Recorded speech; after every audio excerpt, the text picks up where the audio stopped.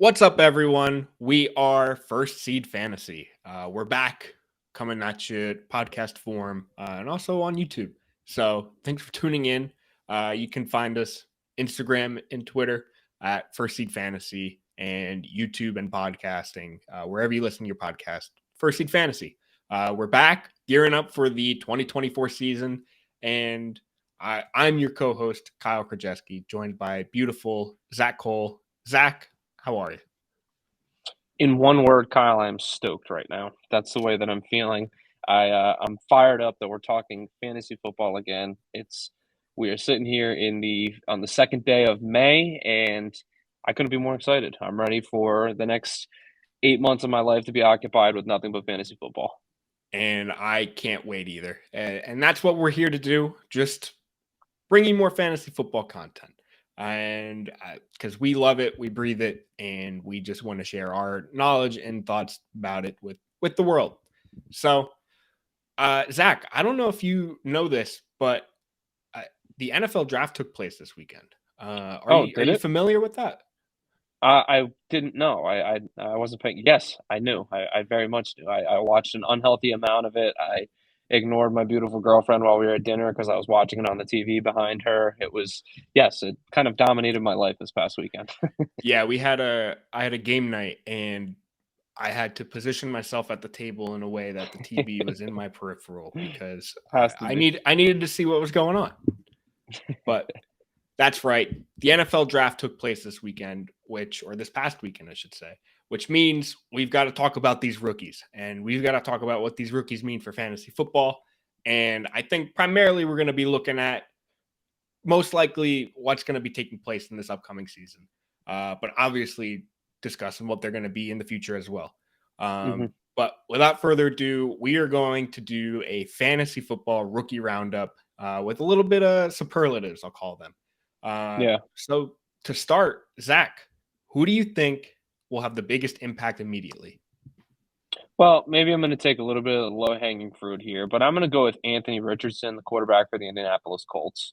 A lot of the quarterbacks in this class, there's easy comparisons for them. You know, Bryce Young compared to Drew Brees. And I think for Anthony Richardson, the comparison is Cam Newton, and I think that's been drawn all the way through. He's similar size, similar stature to Cam Newton, and he offers that rushing upside. And in fantasy, that's what you're looking for. If there's a guy that can get you 50 yards on the ground a game, that's an easy 5 points right there, which might not sound like a lot, but at least you're banking on that floor every week for him to pass for a little bit, run for a little bit. So I think Anthony Richardson is going to be one of the guys that has the biggest fantasy impact right off the bat.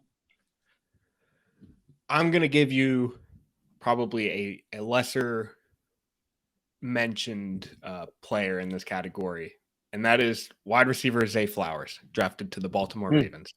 Mostly because I look at a team that is actively trying to better their quarterback and Lamar Jackson and his receiving core. And I mean, they drafted him first round to be a playmaker. And I don't think you put that much draft capital into a guy not expecting to really play him in or play him to his abilities. And this is a team that is Odell Beckham Jr., Rashad Bateman, and then Zay Flowers. And I think he has a much easier path to just being immediately effective in a productive offense like Baltimore and just being a weapon for Lamar Jackson. So I think that's a guy that I personally think will have a huge impact on this offense overall immediately. Now, let me ask you, Kyle, just in reference to that, do you think that how much does this push, not numbers, obviously, but just give me a lot, a little, something like that. How much does this push Lamar Jackson's fantasy value up in your mind? It's hard to say a lot because he's already very much high. I think if anything, it kind of cements him for me probably in like the top five ish quarterbacks for fantasy. And I mean, he's got the huge rush upside, but the guy Right, can throw. right, We've seen examples past few seasons where he can throw it when he needs to. The right. receiving core just hasn't been there to be that effective. I think that he provides a lot of upside for him. Yeah, no, I think that that's spot on. I mean, I think last year we saw a little bit during draft season, Lamar wasn't getting the respect that he deserved, I think. And I mean, unfortunately, the injury was consequent this season as, he was getting drafted lower and then that injury panned out made him being draft lower look better than it should have, I think. But this year I think he's got the run game down, he's got the passing game down now. He looks like a pretty ideal draft pick to me. Yeah, he's going to be someone I wind up targeting. I haven't done all the projections yet. I actually haven't even touched them, so I can't even say We yet. got to get into this.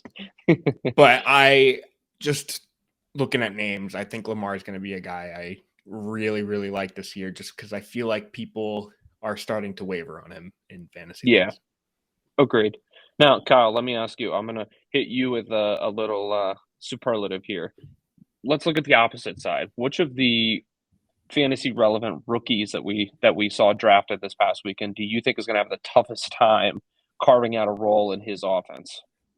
I mean, it's hard to say anybody. I mean, it's easy to say anybody drafted in the later rounds.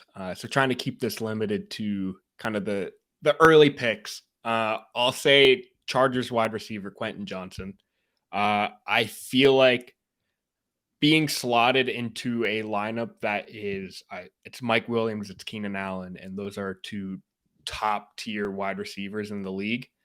And you're being drafted into the offense to kind of pair up with them, and that's going to be tricky. I feel like Johnson's going to have just a harder time. Not to say he's not qualified or very good at being a receiver. I just feel like having Keenan Allen and Mike Williams already having a rapport with Herbert is going to be really hard to kind of pry apart. Yeah, and you say a name there that kind of like red flagged in my head. He feels like Mike Williams, kind of like 2.0 to me. Yeah. He and Mike Williams are very similar. I think they really could have benefited from a fast option in this offense. Like I think Jalen Hyatt would have completely complemented this offense perfectly. They would have had their speed threat, their possession guy, and their jump ball winner, and Mike Williams. Keenan Allen being the possession guy. But um, I think that just due to the similarity between his game and Mike Williams' game, I think that there could be some difficulties with Williams popping on the scene for the Chargers. Now, don't get me wrong, Herbert's incredible and can absolutely support three wide receivers. We saw him last year support DeAndre Carter, who would have thought would be relevant in fantasy in 2022, but here we were. So, I think that Johnston has a path to success, but I don't think it's as clear as some of the other guys. Yeah, I think I mean, talent's there. It wouldn't be there or wouldn't not be there and he'd be worth the pick. But I just think the guys in front of him are really going to be kind of the hindrance on his ceiling early on. Mm-hmm. Definitely. All right, Zach. Next superlative is more of a draft overall question for you. What team was just had like the biggest like what the hell are you thinking here? Which pick? And we'll keep it fantasy relevant. So kind of offense skill position wise. But what pick made you be like, what are they thinking there? What are you thinking? Well, I think that there's an obvious answer, but I'm going to leave it for you because for any of our fans that listen to us, it was your favorite team that made the pick. So I'll get back to Okay. that one, or I'll let you get to that one in a second here. But I have a different one, and I'm going to go with the pick from the Buffalo Bills in the late first round. They took tight end out of Utah, Dalton Kincaid, which was just really like bizarre. I mean, this team they can use help elsewhere. They need some help on the defensive line. They can always use offensive line help. Their running back situation is still a little bit murky. And it was just kind of an odd pick for them. They already have a possession type wide receiver, and they went and took another possession type wide receiver, a guy who prioritizes catching the ball over blocking. So it was just it was a bizarre pick to me, and it didn't feel like it. I mean, maybe they envisioned using him in the slot, but then he's still got to replace Khalil Shakir, which still is just kind of I don't necessarily see that happening either. So it was just a strange pick. Yeah, I mean, I don't know if you saw, I guess, the clips of like his him getting the hat or the person behind him trying to find the hat after he was drafted, because I don't think any of them expected the Bills to be calling their name. Yeah. That one threw me off at first. I think I've warmed up to it just because it's another weapon for Josh Allen, and I love And Josh Allen. at the end of the day, you can't. If there's one thing we've learned from like the Bengals, you can't go wrong with just putting weapons in the hands of your quarterback, or the Eagles putting Yeah. AJ Brown in the hands of it. Like it's a tried and true method to scoring points, definitely. But I think that the general consensus just probably saw the Bills going with some defensive help or some offensive line help instead. But Kyle, let me toss it to you. Go ahead. Give me the elephant in the room. All right, the huge elephant in the room is the Lions drafting running back Jahmyr Gibbs. What? I mean, at the time, pick 12. First off, fantastic trades trading back. Zero, not upset about that at all. But pick 12 to draft a running back is already like statistically very hard to come to terms with because running backs and all that and positional value, all that nonsense. But the Lions already have or had DeAndre Swift and just signed David Montgomery. And they go and draft the first round running back Gibbs is incredible, a fantastic player. It just at the time, uh, why did the Lions feel the need to fill that position when they still had Swift, still or just signed Montgomery? I mean, if they were looking to trade Swift, why not do that before making the pick rather than taking Gibbs and basically just highlighting, hey, Swift is available, we'll trade him for cheap. I felt like that was just poor management. Mm-hmm. At least we got picks for Swift at the end of it. The Lions didn't wind up dropping him. It just still felt very in the moment, just like, what's the point of this? So Gibbs to the Lions threw me off, but now that it's just him and Montgomery, I'm pretty pumped. It was just really, really odd, especially since at pick prior to trading at pick 6, people were mocking them to take Devin Witherspoon. I saw people going with Christian Gonzalez, and Gonzalez was still on the board. I mean, it was Yeah. just weird for them to not go corner, which was a major need for them, and end up going with Jahmyr Gibbs. Now, again, everything that we just said about Kincaid could be true here. Like maybe we just want to put as much offensive talent in the room as you possibly can and hope for fireworks. So Gibbs definitely has that spark that he could, that he could ignite this offense just like that. And maybe who knows, maybe hard ass Dan Campbell saw something in Gibbs that he didn't necessarily see in any of his other guys. Yeah, I think that's the part that I have to I don't know, really accept is that I had a lot of faith in this draft room for the Lions initially. Mm-hmm. And this hurt it a little bit, but I haven't seen these players play yet. So maybe Right. they'll prove me wrong. Right. Yeah. At the end of the day, that's what it comes down to is we have to wait and see how these guys will do. But if there's any guys that you think you could have on a full basis or guys you want for the full season picture of 2023, like guys that you're confident will step in and will produce week in and week out from the beginning to the end, who's a guy that pops into your head? Yeah, I guess this is kind of like when I wrote this down, I was like, oh, this is like a sequel question to our early biggest impact immediately question. Yeah. But then I was like, no, it's still different because not only is it biggest fantasy impact, but it's also who do you want? Like who do you Mm-hmm. actually have interest in? And not to, I mean, you talked about him earlier, but Anthony Richardson, I think, has the potential to ball out. And that's kind of what you aim for in fantasy drafts is these young quarterbacks in situations that are solid. Mm-hmm. And again, quarterbacks you draft late. At least that's my strategy. Just take late guys. Maybe you take two, one of them balls out, and you stick with them. I think Anthony Richardson can be that guy. He's on a team that has weapons around him, and I feel like his skill set hopefully transfers really well into the NFL because he could be a star based on just what we've seen from him at the combine and such. But I think for him is somebody I want going into 2023 drafts. Yeah, and you really just kind of hit the nail on the head at the end there, Kyle. This guy could be a star. Yeah. He's got the tangibles and everything that you look for in a guy that could just explode and be a super high level, high octane type of prospect. And who knows? We could you mentioned it also. He's walking into a team that's good. I mean, the Colts are not a bad team by any stretch. I think they've got some holes on the offensive line they need to patch up, but I mean, they still got great pieces there. They've got some good receivers, and defensively they're decent too. So I think that we could see him really thrive and really succeed in this Indianapolis offense from week one. So, and then my answer to this question here is I'm actually going to go a little bit under the radar here. I'm going to talk about a guy from the second round.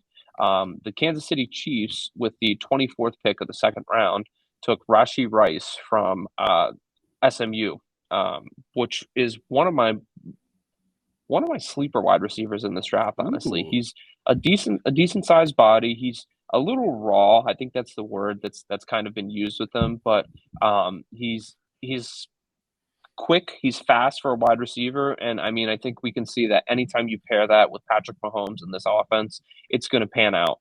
And we're still kind of waiting to see Sky Moore do what he's going to do. We've seen the Miko Hardman experiment not necessarily work out in the way that we all thought it was. If you can think back a couple years ago when the Chiefs drafted Miko, everyone was like, "Oh, he's Tyreek Hill 2.0. That's exactly what he's going to be." And I think maybe the Chiefs have learned from their mistakes a little bit and are going with a guy that's going to be a big body, that's going to secure the ball, that's going to be more of a possession receiver than Travis Kelsey's. I'm sorry, than Patrick Mahomes has had in the recent couple of years. So I'm really excited about Rashee Rice, and I think he could be good right from week one.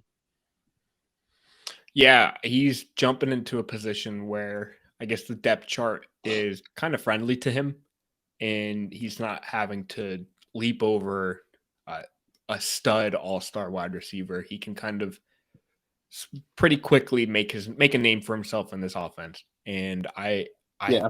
I like it. That's a fantastic. I mean, currently I don't know what his ADP is, but that'd be a fantastic late round flyer.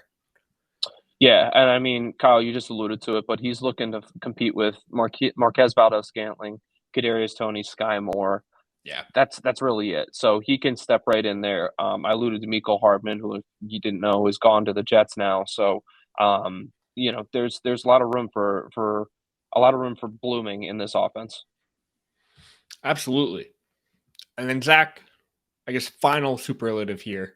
Uh, what's your favorite landing spot? Just a guy who wound up in a position on a team that you just loved. Maybe it's a prospect you love going into the draft, or even an iffy guy that you were looking at that just found the right position and just love it.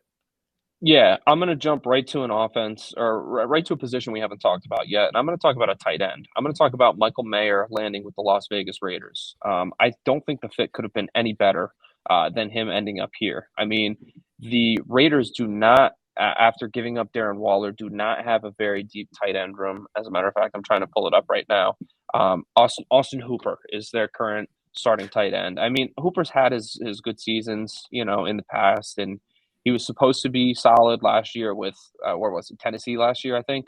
We were expecting more out of him than we really got, so that doesn't intimidate me too much. Mayer's a good prospect, and he was supposed to be the first tight end off the board in this draft, but we talked about Kincaid earlier, so I guess we did talk about a tight end. Sorry, but Kincaid jumped off the board ahead of him, but Mayer lands in the perfect situation. Waller's gone. Jimmy G is coming in. He loves throwing to the tight end position. We saw him throw to Kittle all the time in San Francisco. So I love Michael Mayer. I think it was a great landing spot for him. And hopefully Josh McDaniels, who we saw have all those magical years with Gronk and um, Aaron Hernandez up in New England, I think he could really get the best out of Michael Mayer. You really struggled to remember Aaron Hernandez there for a split second. I did. I was like, I knew his first name was Aaron, and I couldn't come up with his last name for whatever reason, and that's probably not a bad thing. Probably not. All right, my pick here is probably going to. I mean, if it weren't mentioned before, Zay Flowers is honestly probably my favorite spot. I liked him going into the draft, and I feel like he's in a position Especially, I completely forgot, but Bateman is potentially unavailable early season. I think that's still up in the air on his health. But Zay Flowers was a prospect I really liked going into the draft, and now he's in a position to kind of really easily be the wide receiver 2 instantly in an offense that looks good. But aside from him, Jordan Addison going to the Vikings. I think he brings to replace Adam Thielen in an offense that kills it. I think is huge. I think he's going to provide the right amount of value to this offense. I think as a fantasy player, it might take a little bit for him to kind of perform. Agreed. But in terms of just like the prospect and what he can do for this offense for Kirk Cousins, or even just taking some heat off of Justin Jefferson or even Hawkinson, I think Addison is fantastic in this position and just kind of elevates everybody else on this offense that I already love quite a bit.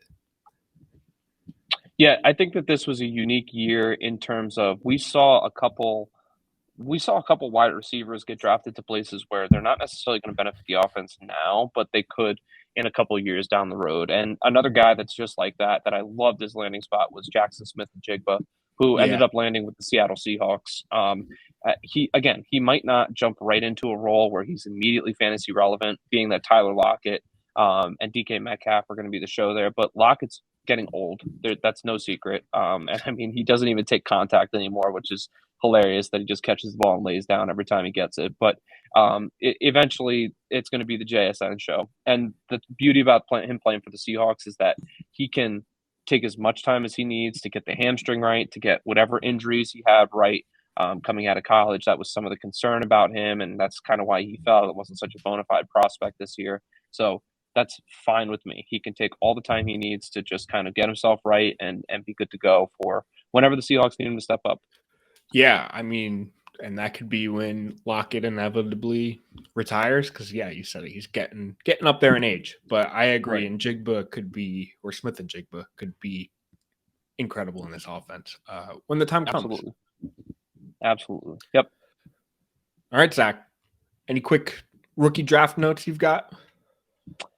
I don't think so. I think just we didn't mention any of the quarterbacks. I just will shout out real quick. I did like the landing spots for both Bryce Young and CJ Stroud.